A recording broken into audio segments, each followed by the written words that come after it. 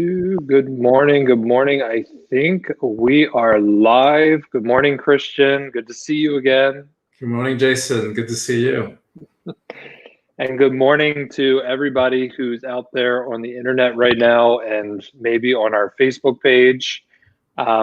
This morning, we are here with Christian de la Huerta again. And we're going to have a great conversation. But before we do that, we just want to give you an opportunity to share this on your Facebook. This is an interactive experience, so we invite you to share it with your friends so that they can come in and comment. This morning, Christian and I are going to be talking about his newest book here, Awakening the Soul of Power. And as you can see, I have a ton of markings there. That's what I do to my books, Christian. I write in the front, I underline, I dog ear. Christopher Jackson, who's watching right now, knows what I'm talking about. I love borrowing his books because, you know, you get all the juicy stuff because he highlights in it and underlines. So anyway, we'll be talking about this book and taking your questions, and I'm going to be asking some questions of Christian as we move along. So I have tea this morning. So do I. And I have to give a shout out to my colleague, Ashley. She actually got me this really cute sloth. That's a tea thing. Oh, really? She got that for me. Yeah. So cute. And so cheers to Ashley. All right. So I think we're going to jump right in and get this party started. But first, I want to introduce Christian so that you get a good idea of who he is as we move along here and talk about his book that I've been showing here. So with 30 years of experience, Christian de la Huerta is a sought-after spiritual teacher. He's a personal transformation coach and leading voice in the breathwork community. He has traveled the world offering inspiring and transformational retreats, combining psychological and spiritual teachings with lasting and life-changing effects. He's also an award-winning and critical acclaimed author, speaking at numerous universities and conferences on the TEDx stage. If you want to know more about him and his work, you can visit soulfulpower.com, and we'll put that in the comment section. So please help me welcome my guest today and friend, Christian. You can comment in the comment section and say good morning to him. Good morning, Christian. Good morning, Jason. How you doing? Back. You know, our conversation last time was so juicy, and there's so much great stuff in this book. We just had to have another tea time. Yeah, and I love Unity. You know, on and off, depending on whether I was living down here or not. I've been going to Unity probably longer than 30 years, longer than I've been doing this work. That's amazing. That's amazing. It's a fantastic community full of great people, including yourself, and we're glad to have you as a friend and a family member of the spiritual community. 30 years, you've seen some things. Yeah. Yeah. So tell me, I know we covered this last time, but for new people watching this morning, what was your driver in writing this book? You know, looking at the situation in the world where, you know, so many of us have an ambivalent relationship to power. We want it, but we're afraid of it. And I think, you know, having been doing retreats on that theme for so many years now, I think what's underlying the fear is that we might abuse it. And no wonder, right? All we got to do is turn on the news or even glance through the headlines on any given day, and there's innumerable situations of abuses of power. And then on top of that, we've been conditioned to believe that power corrupts and that power is a bad thing. And so then what good-hearted person's going to want to be corrupted? And then on top of that, you know, we're so conditioned to be afraid of the emotions. We've labeled the emotions weakness. So we hate confrontation. We avoid conflict. And so for all those reasons, we stuff our power, we swallow it. And we end up saying, how many times in our lives do we end up saying yes, when inside we really feel no, or stifling ourselves, or putting ourselves in smaller packages, or or acting as if, like changing like a chameleon, accommodating to the background, so that because we hate conflict, like I said, and we're afraid of rejection, and so we settle for morsels of acceptance and pseudo love, and that just doesn't work. It's just not a very effective strategy. And it's it's not a fun way to live when you're just getting bits and pieces of, I'd say, how you're meant to live. I think it was on an Oprah show, I think, and one of her guests said, my definition of hell is when you die, and you get to review your life, and then you get to review the life you could have had. And so when you're talking about that, like, we have this relationship with power where we want it, but we're afraid of it. That, to me, like your greatest life is scary, but at the same time, like, what happens if you miss out on it? That's horrible. Yeah. And what they forgot to tell us is that, that quote about power corrupting, and an absolute power corrupting absolutely, was intended. The conversation was about political power, not the interpersonal, human personal power that you and I are talking about.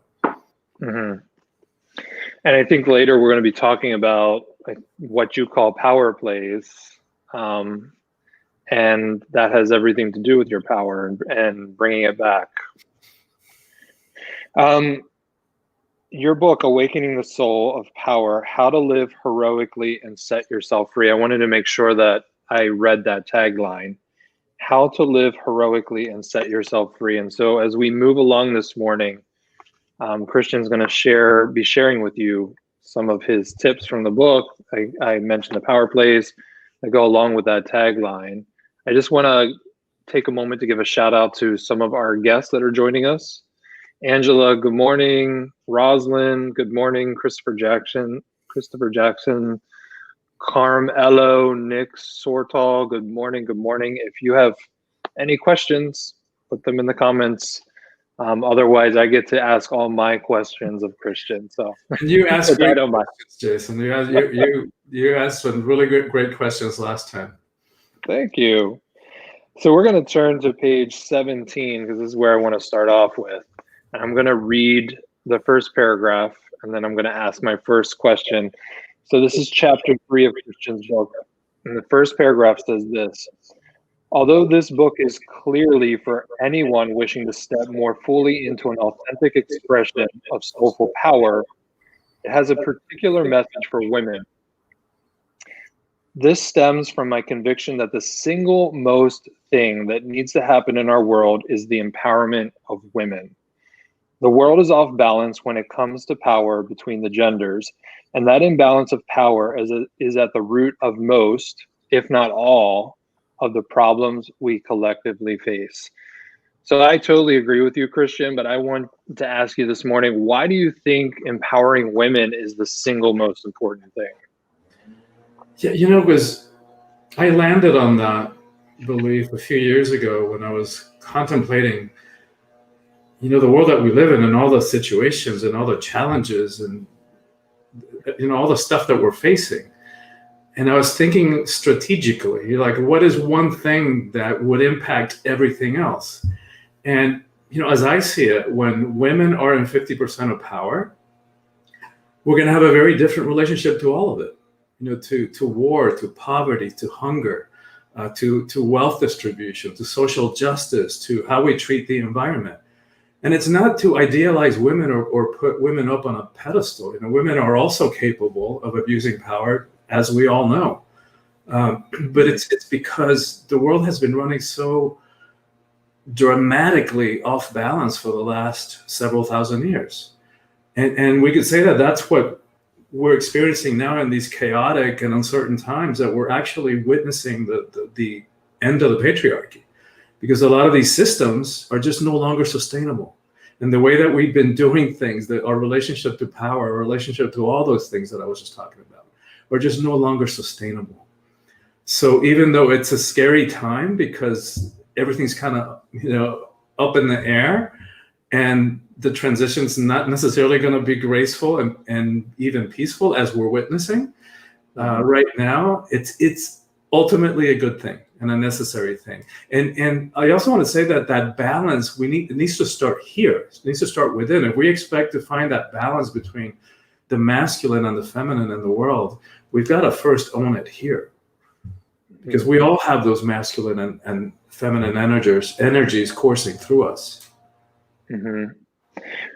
So what is it about the feminine energy that you think that the world needs right now? Is it a nurturing presence? Is it like a soft presence, a softening of the masculinity? Like, what is it about that feminine energy that you think we need? Yeah, I mean, all those qualities are associated with the feminine. As you know, one of the things that I think is really necessary, and I want to make sure that we don't identify the feminine as weakness, because that's a misinterpretation and a total just erroneous belief. If we want to talk about power, talk about the power of creation of life, occurring in a female body, and to quote, a paraphrase. I'm not going to do it justice because she's like so funny, but Betty White was talking about courage, and she said, well, how come we associate courage with having balls?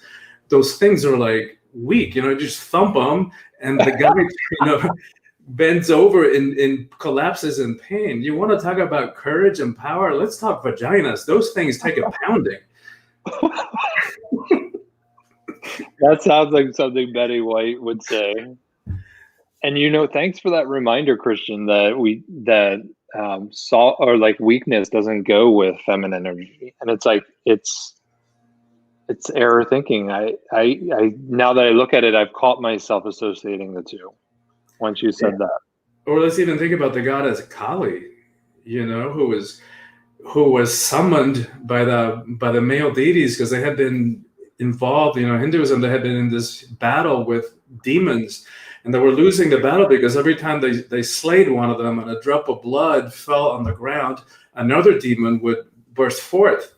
And so then it was Kali. That's why she's portrayed, with a tongue like that all the time, because she would scoop the drop of blood before it hit the ground. And so they were able to win the battle. So she's like the fiercest of the deities. That's a good example. I didn't know that. I thought it was, I was thinking of Shiva. Isn't that the destroyer of? Yeah, the eliminator. Yeah. Let's move on then to to men, and their energy. I want to read from another page of your book on page 129, which I have marked here. And you say, an overcompensation for deep and often subconscious feelings of powerlessness. This pattern manifests itself as a facade as bravado. We act like a tough guy on the outside, while inside we are barely keeping it together. And my question for you is, what is your advice to us men who feel like we need to be macho or are relating to that quality of toughness in the masculine energy? Yeah, and again, that's such a great question and a deep question. Like, we could spend the whole hour just talking about that, or you do a whole day workshop just on that. But it's really important for us men to realize that the toxic masculinity is bad for us too, as intolerable, as reprehensible, as unacceptable as the oppression of women for the last several thousand years has been and continues to be. The system of the patriarchal system of toxic masculinity is also limiting and imprisoning for men. So we can say that the patriarchy disempowers men too. And so let's look at a couple of statistics. When we realize that the suicide rate among men in this country, it's 4 times as high. When we realize that 70% of the suicides in this country are committed by white men. And when we look at longevity, right, in this country, I think it's 5 times. No, it's 5 years. So women tend to outlive men by 5 years. Globally, women outlive men by 7 years. So clearly something's going on. Something's not working for men. And Mm-hmm. and part of it is that we're talking about this making wrong of the emotions and making the making the emotions a sign of weakness. And we have this this twisted ways of thinking about what it means to be a man. And we got to walk around like this all the time and not feeling because only little girls feel. And the conditioning starts young, right? It was like, I'm gonna toughen you up, boy. And you throw like a girl, and you gotta man up and grow some balls. And little boys don't cry. And so we're conditioned not to feel and to walk around these like robots. Mm-hmm. And what's sad and ironic about that is that is the prison, right? We think this is powerful. This is not. This is walking around in a state of like DEFCON 1, waiting for the next attack. Just like a constant state of stress. Sometimes hitting the first preemptively just in case is like, what a way to live. Whereas if we think about it, this like opening up is chilling out. Is a much more powerful stance. It's like this stance in relationship to life is like saying, hey, life, I got this. No matter what you throw my way, I got this. Like that's a very, very powerful way to be and live. Mm-hmm. Yeah, as you were speaking, I was thinking back to my father and when you said conditioning, and my father was a truck driver, and it was like, you better man up, men work on cars, and so I took that along with me into my early adulthood. And at one day I finally just broke down and I cried because, men, and I cried in public. Men aren't supposed to show emotion, like you say, or not cry. But I'll tell you, after that cry, it was like a spiritual experience for me, because it was like this releasing of this conditioning that I've had about what you're saying. Men shouldn't be emotional. They shouldn't cry. They should be tough guys. And I'll say to any guys out there watching, have a good cry, feel your emotions. It's a beautiful thing. Yes, feel all of the emotions. The emotions aren't weakness. They're not strength either. They're not good. They're not bad. They're just energy. What used to be spiritual teaching, that everything is energy. Now we know from quantum physics that it's true. Everything is energy, including these bodies that feel solid, including, the microphone, including the emotions. And we know that energy cannot be destroyed. So just because we stuff all those human emotions, they don't go away, right? They get stuck in the tissues of the body. And then after years and decades of doing that, we walk around with layers upon layers upon layers of emotional crap. And then here we are trying to have a relationship in the present, and it's all getting filtered through that lifetime of unexpressed emotions and unhealed trauma, which we then start dumping on each other. So how any relationship works is like boggles my mind, because we haven't been taught how to hold them, how to approach them, how to contextualize them. And we haven't been taught how to clear ourselves so that we can approach this relationship, like in the present moment, without carrying all of our unhealed past into it. Man, you're saying a lot this morning that's really hitting home for me. And I hope that the people that are watching are getting some good nuggets from this. I love when you said, I'm surprised that any relationships work. And I often say, I think Reverend Chris shares this belief that if you want to accelerate your spiritual evolution, get in a relationship. Absolutely. It will really show you your stuff right in your face. Absolutely. I teach that too in my relationships retreat. If you want to shine a light on those unhealed parts of us, on our blind spots, get in a relationship, because we're so brilliant at finding each other's buttons and pressing them. So like sometimes I think the Dalai Lama has it easy being celibate. Yes. Yeah. Oh, a wise man indeed. He's taking his time on the spiritual journey. All right. I just want to say good morning to anybody who's joining us right now. We have a quiet group of people out there. I'm going to keep asking questions until somebody asks us a question. And if you are just joining us, I'm speaking with Christian de la Huerta. And this is his newest book, Awakening the Soul of Power. It's chock full of amazing wisdom, and I think wisdom we need to hear right now. Not only that, but Christian has been doing this for 30 years, 30 not years. writing his book for 30 years, but this is a culmination Yeah. of all of the wisdom that he's really gathered through the years. And this is part 1 of 3, right? You're writing 2 more. Yeah. The series is called Calling All Heroes. So what does it mean to live a heroic life in the 21st century? When we don't have the horse hitched outside and the armors and the demons to slay, except the ones, in our heads. And so the first book is about power. How do we step into power? How does a hero navigate power, relationship to power in this world? Second book is on relationships. How do we do relationships consciously? If you are in relationship and you've got those basic human needs for love and intimacy and companionship and sex, maybe family, then great. And then how do we use that container, that form of the relationship to speed up our own process of healing and evolution? And going back to what we were saying about you, rather than reacting when the other person gets our goat, is like you doing the work to see those blind spots that we normally wouldn't be able to see. So that's what it means by doing a relationship consciously. And if we're not in a relationship and would like to be, how do we identify the ways in which we subconsciously sabotage our relationships, sometimes even before we get going with them, by falling for the wrong people, attracting people who are not a match, who are not available, who live on the opposite side of the country, or they're already with somebody else, or they're just not there, emotionally or in terms of presence. So understanding what those patterns are so that we can heal them and clear them and make ourselves available for love, and so that our relationships have a chance.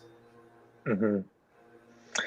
And I guess this is a good time for me to plug that you are having a workshop. What is it, next Saturday with us online, and it's called Power Matters.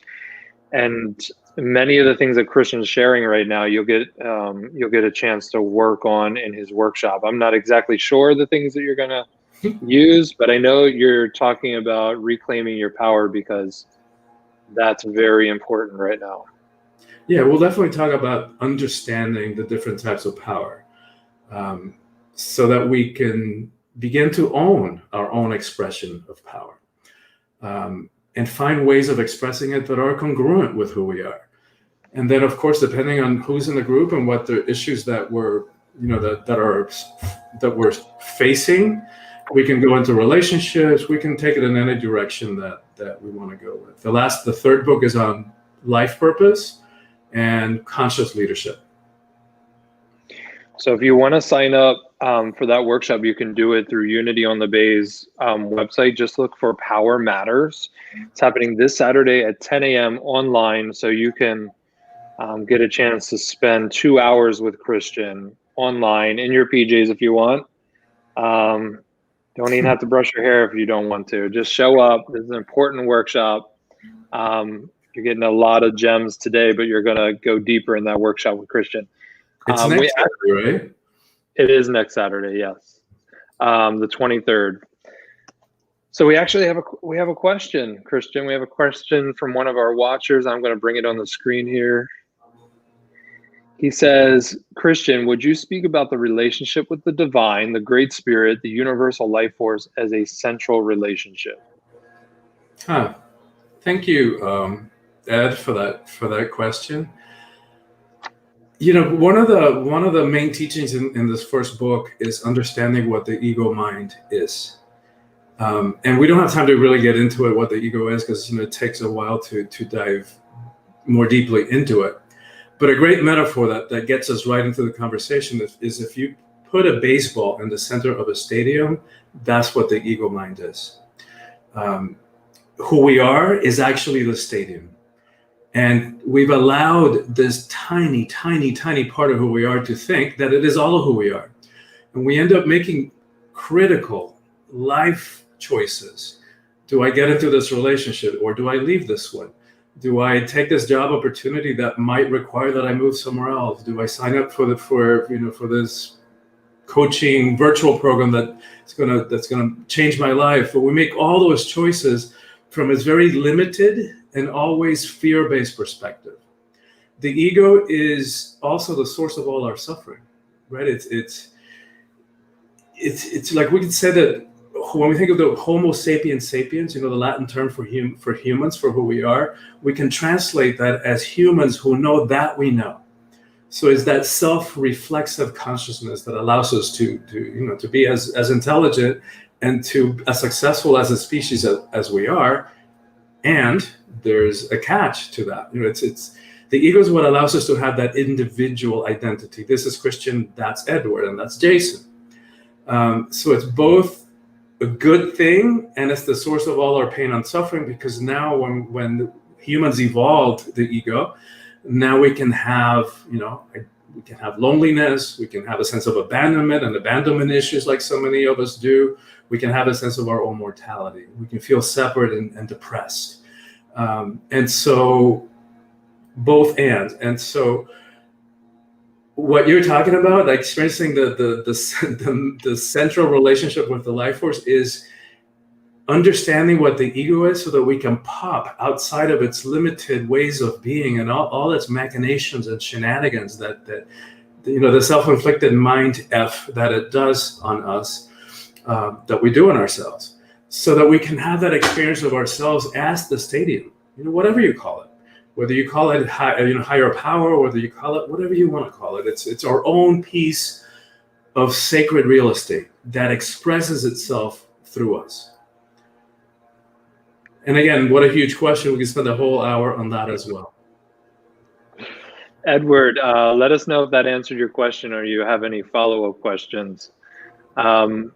That was a good answer, Christian. I like that. And I know last time we were together, you used that same example of the stadium, and I'm glad you brought it up again, because I think it's a great way to depict the soul and the ego. So that is actually a good segue into my next question, which is about the ego. And I'm going to turn to page 54 of your book. So I want to read this to everyone who's listening right now. And again, page 54, and the title of this section is You Be You, I Be Me. Love that. And so Christian says the ego has an attitude of entitlement. Ain't that the truth? It has expectations, yes, about how others should behave and demand about what it deserves and the way it should be treated. This sounding familiar to anybody out there? It has strong opinions about everything, how others should be, feel, think, what they should eat, what they should study, what they should do with their lives, who they should be with, how they should wear their hair, and on and on. The outcome of that scenario is inevitable. Disappointment on one end and resentment on the other. That's such a great way to talk about the ego, and it's so true. My question to you, Christian, is how do you see the ego playing out in the world stage? I know that we have our own egos, but is that amplified? Is that why we're seeing so much craziness nowadays? And what can we do individually to cool that temperature, to affect the collective ego?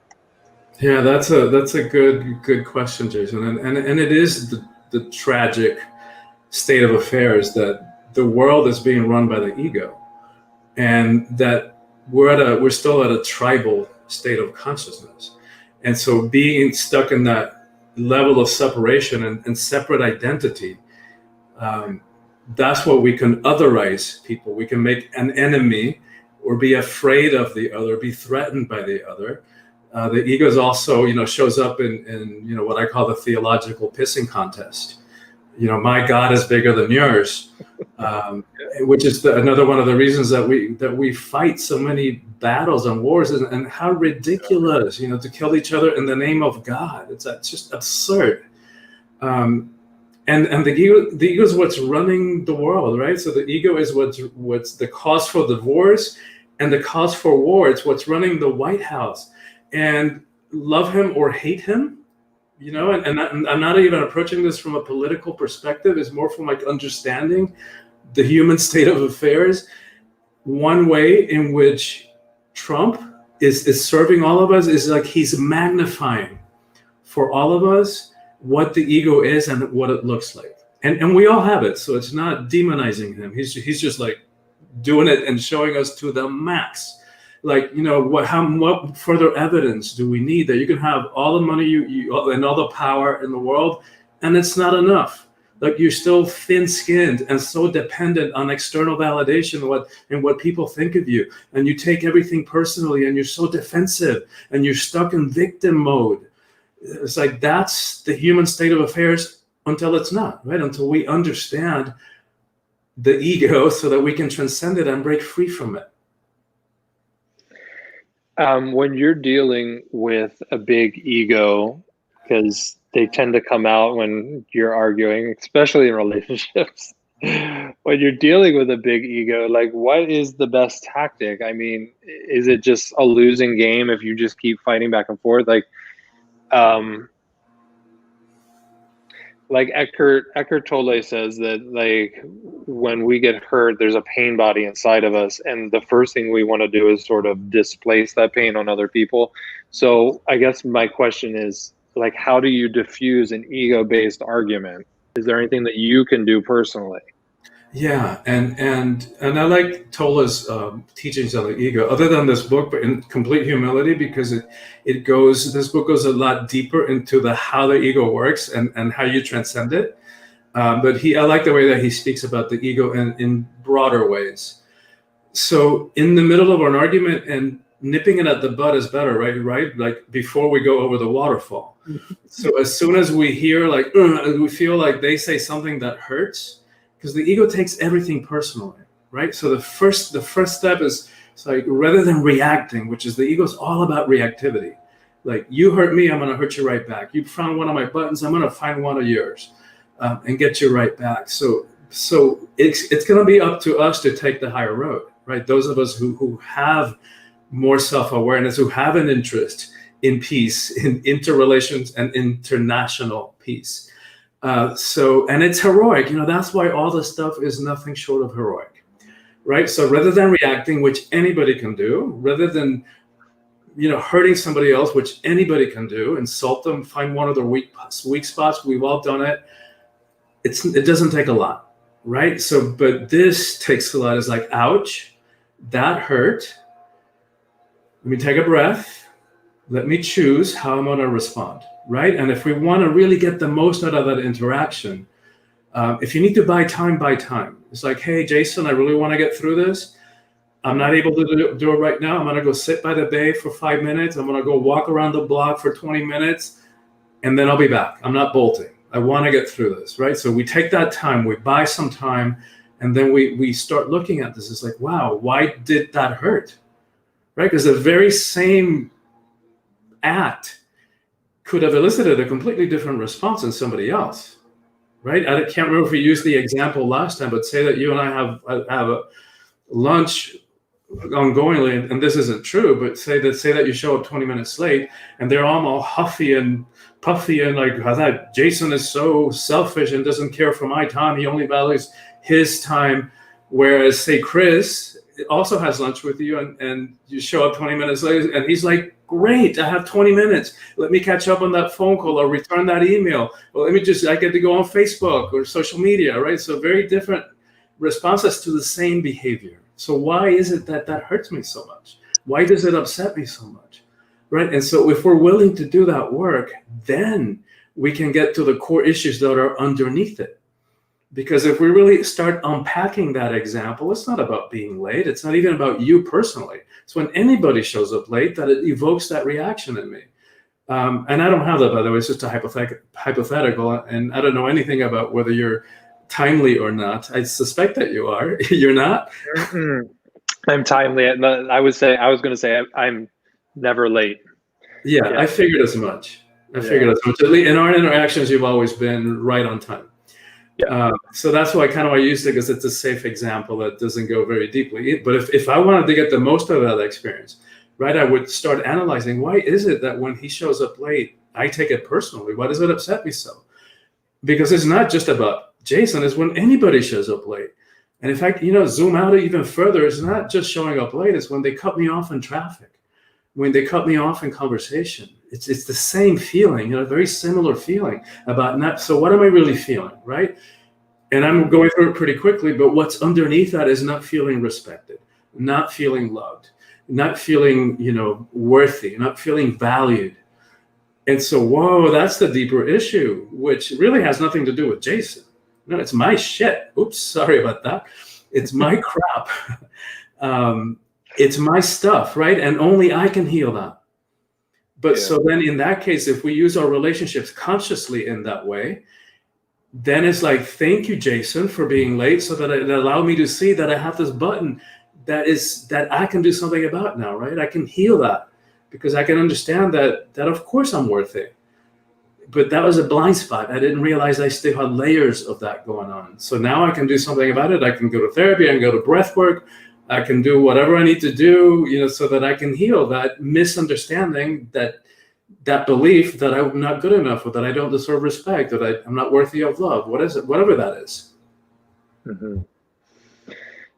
You're hitting everything, the nail on the head every single time. Like, just as you're talking, I'm thinking over, I get really angry when people get late, and I can see how it's tied to feeling disrespected. And it just goes on and on. Like, that means that, and I'm seeing that it can get boiled down to not feeling enough, not thinking you're worthy, and here we are thinking, oh, it's just because this person's late, and it's their fault for me feeling that way. Right. And by the way, for the record, it doesn't excuse their lateness.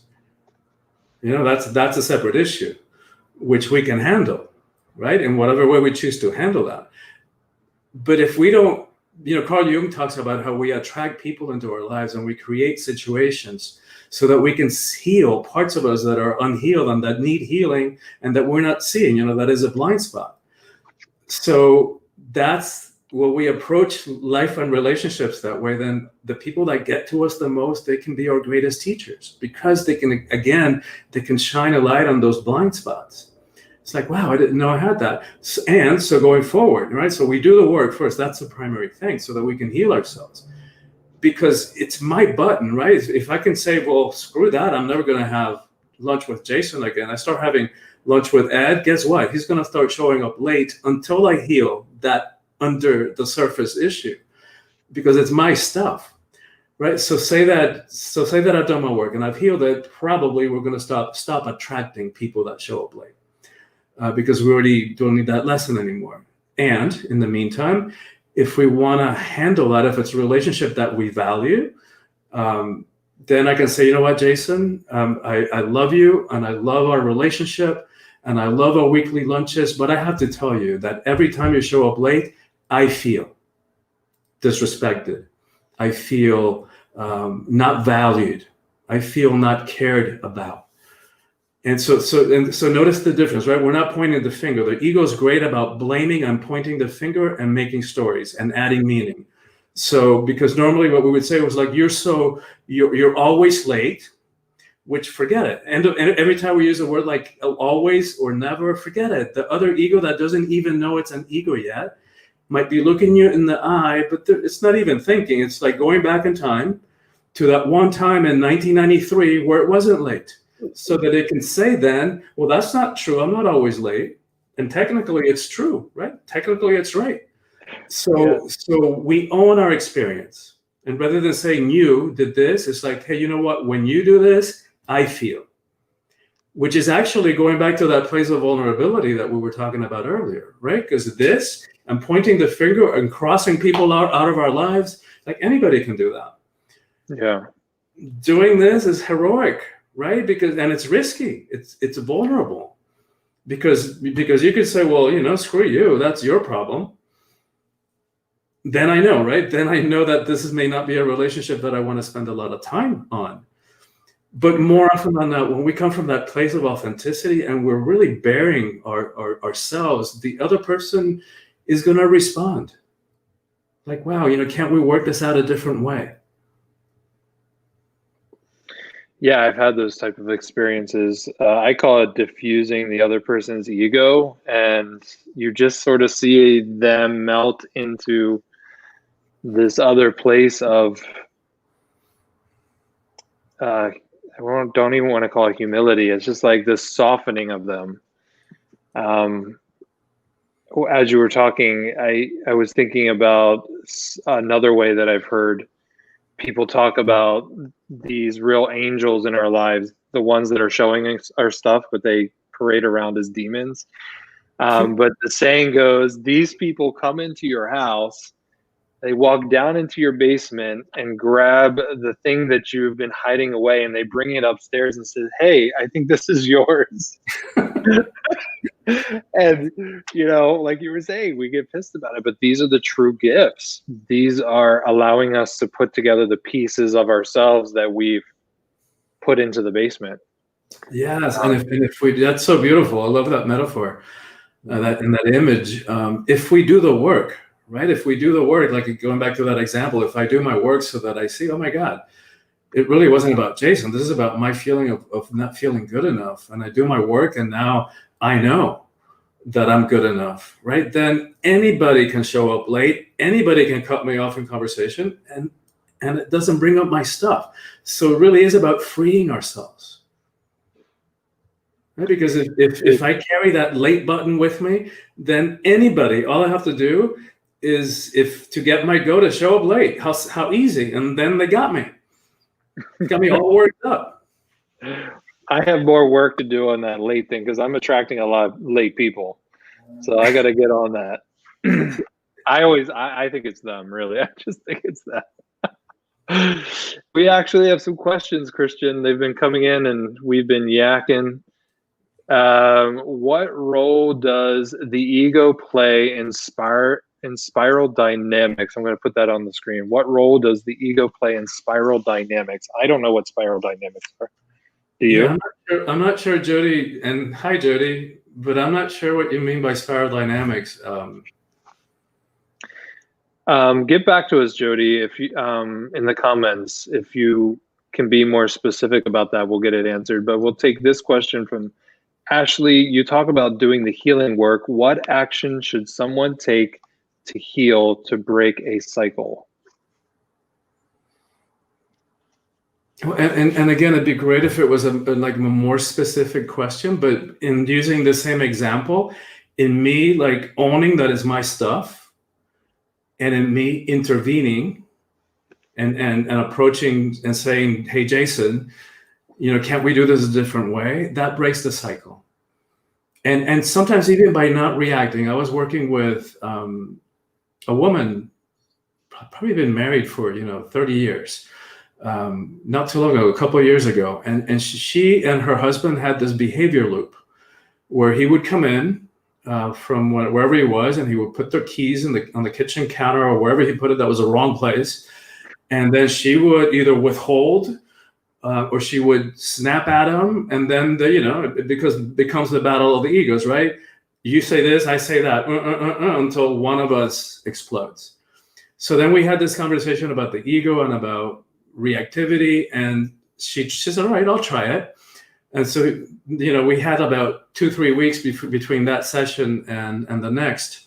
I think it was like a 6-week class that I was teaching, and she, first time it happened, didn't do anything, didn't react.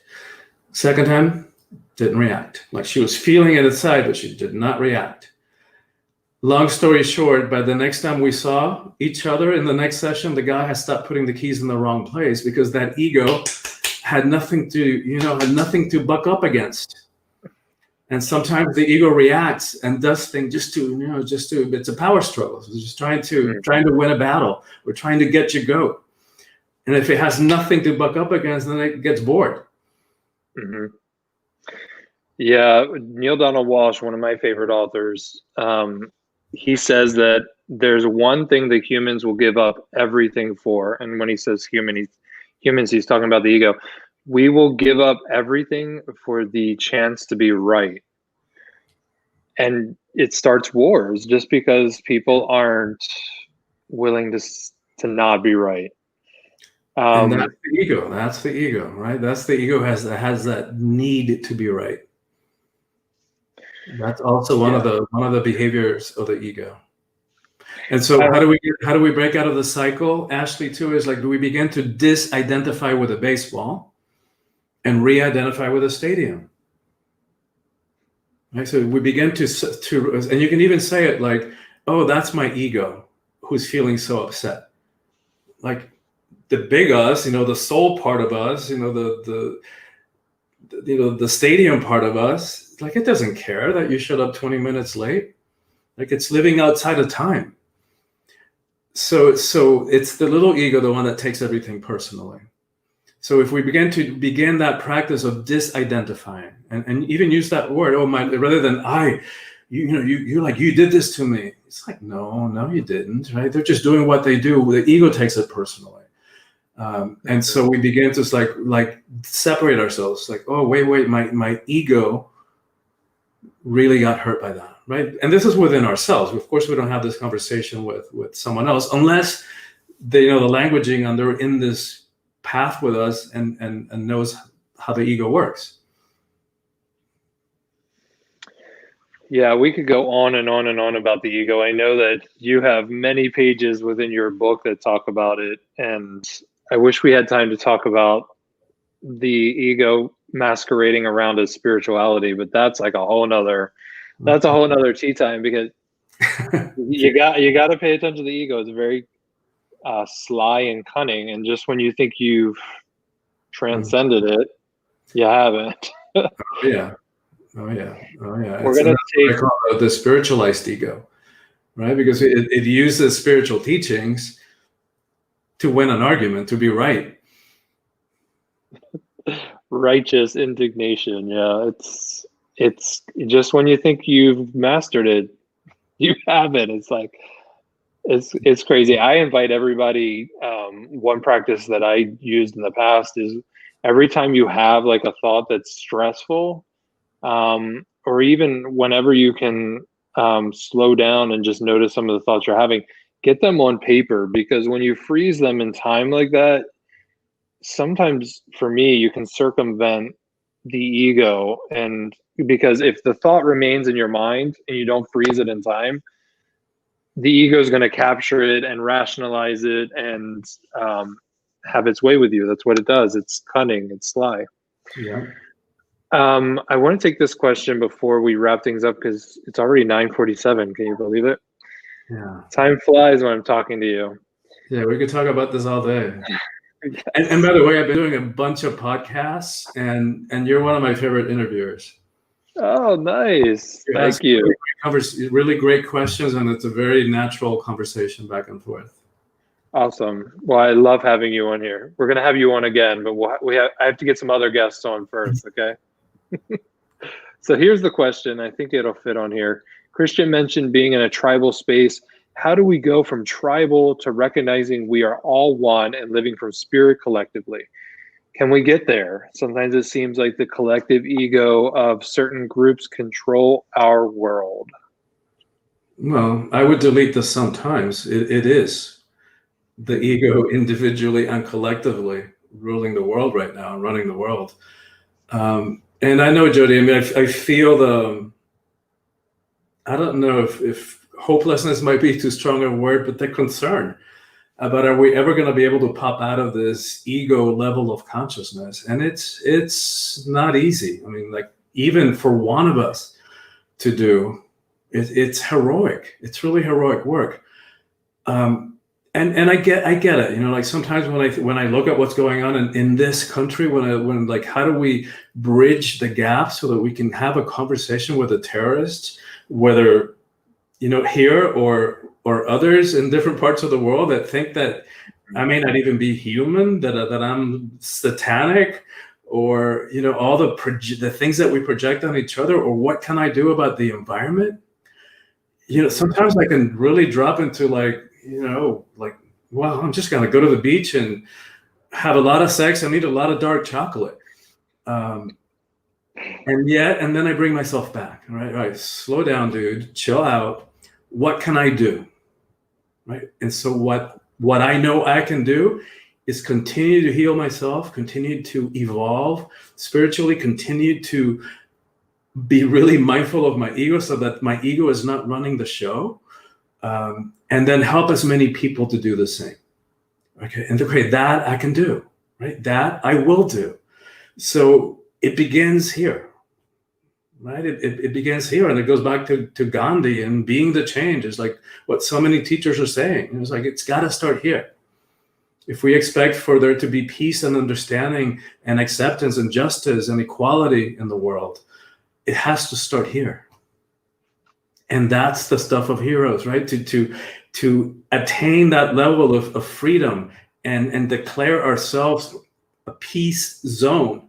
I mean, that is amazing. Like whenever one of us does that, that is huge. And that has ripples that make a difference in this world and helps other people. And we create an environment, like a field around us in which that can happen.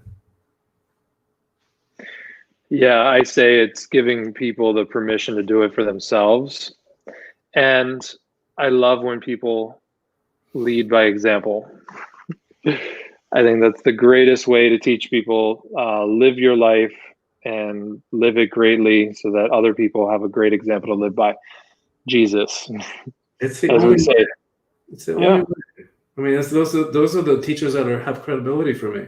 The ones who walk in their own talk and practicing what they preach.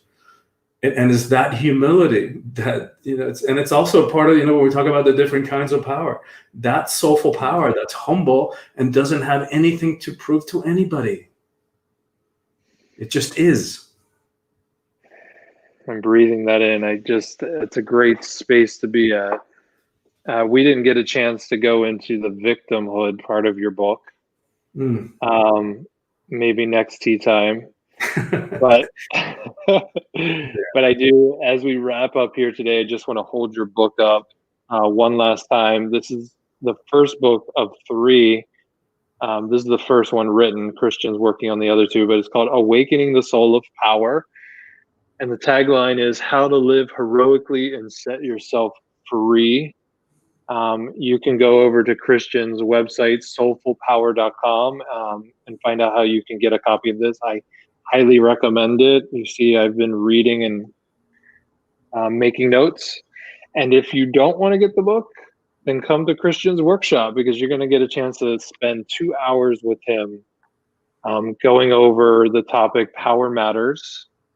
For me, one of the things you said in the book that struck me is, are you tired of saying no when you really mean, or are you tired of saying yes when you really mean no? I'm like, yes.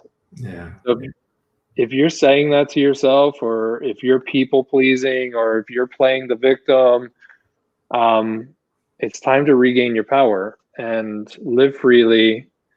And you can do that. You can start that off with going to Christian's workshop. Again, that's this coming Saturday. I think it's the 23rd. 10 a.m. It's online, so you have no excuses. No matter if you're in New York, wherever, you can attend this workshop. Christian, is there anything else you want people to know that are watching? It's like, you can do it. If especially if you do the seminar, we'll have more of an opportunity to share my story. And I do in the book get into it. But I'm a really unlikely advocate for heroism and personal empowerment. My adolescence was one long depression. I know, low self-esteem. I know self-doubt. I know self-hatred. And these days, no matter what happens in my life, no matter the circumstances, the details of my life, relationship works out or doesn't, a project succeeds or fails, never, ever do I question my self-worth. So I know that these teachings work, and I know that they can work for you too. Thank you, Christian. It's always an honor and a pleasure to have you on Tea Time.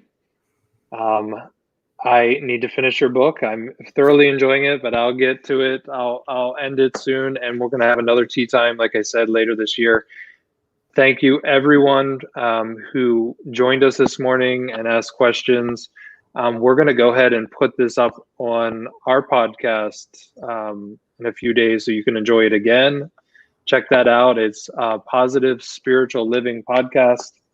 If you can't memorize that, just think PSL, Pumpkin Spice Latte, Positive Spiritual Living Podcast. All right, Christian, I'm going to say goodbye. Have a wonderful day. Thanks again for joining us. Thank you so much, Jason, and Happy New Year. Much love and many blessings. Same to you. Yeah. Bye.